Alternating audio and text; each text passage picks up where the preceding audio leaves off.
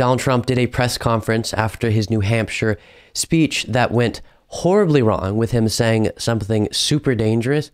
I meant to talk about this earlier, but it's important, so we're going to get to it today. He gets asked about January 6th and the fact that a lot of people, a lot of voters are still upset about that day, what it represented, and want an assurance that Trump won't provoke something like that in the future.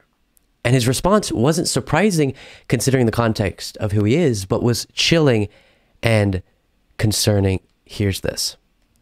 I talked to a lot of those voters. A lot of them are still upset about what happened on January 6, 2021. To what extent can you provide assurances that something like that is never going to happen again? Well, it wasn't my fault, and this was a lot of people that thought the election was rigged and stolen. A lot of people still feel that, as you know.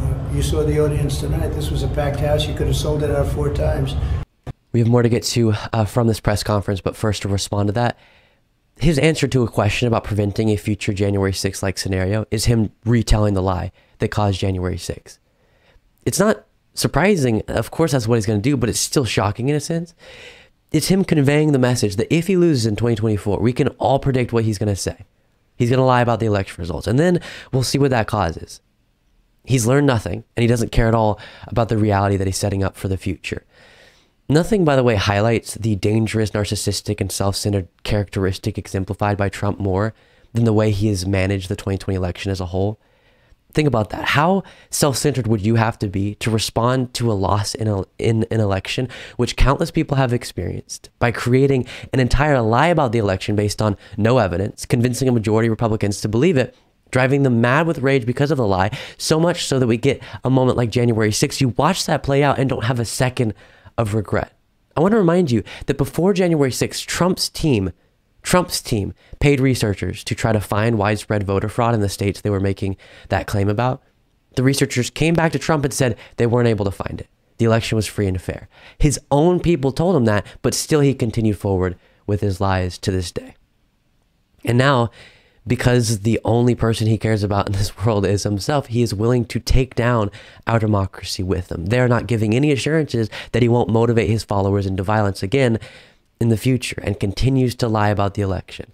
And as I've said before, and I will say again, you can't have a functioning democracy indefinitely with a majority of one of the party's voters believing the only way an election can be fair is if their candidate wins. You have to have some level of buy-in to the process and belief in the legitimacy of the results for it all to continue working. And especially, it can't function. It can't continue to function when you have an elected leader or elected leaders attempting coups to keep themselves in power, as Trump did in 2020. But all of that danger doesn't matter to Trump because he would rather feel better about himself and not have to accept that he lost to Joe Biden. Next moment about Mike Pence testifying in the federal probe into Trump. Reports this afternoon that Vice President Pence testified before a grand jury regarding what happened between November 2020 and January 2021. Are you worried at all about what he might say? No, I'm not worried at all. I wish he would have sent it back to the legislators. If he did that, I think he would have had a different result. Obviously, he had the right to do it because they changed the law right after the election. They were all saying that he had no choice. He had to do what he did. And it turned out they did have a choice because that's why they changed the law, which is too bad. No, I just want Mike to be truthful. We had a very good relationship during our time together. So, no, of course, Mike Pence did not have the power to reject the election results. What would be the point of a national election if one person could just deny the results and declare their favorite candidate the winner? The reason Congress passed an additional law was simply to further implement guardrails so that wackos like yourself, Trump, would have a harder time attempting coups in the future. But the obvious intention of the Constitution was not to have the vice president get to choose whether or not a presidential election is valid. That doesn't make any sense at all. Last moment we'll look at, he gets asked about a national abortion ban and says this. We'll get something done where everyone is going to be very satisfied. I believe that. On the national level, I think we'll get it done on some level. It could be on different levels, but we're going to get it done. I know the issue very well. I think I know the issue better than most, and we will get that taken care of. I don't know if it's because I'm sick today, but that annoyed me so much. That just, irked me. What on earth was that answer? I even wrote it down for us so that we can try to dissect what he just said. We'll get something done where everyone's going to be very satisfied. I believe that. Okay, so far, I don't know what that means. So you'll get a national abortion ban done.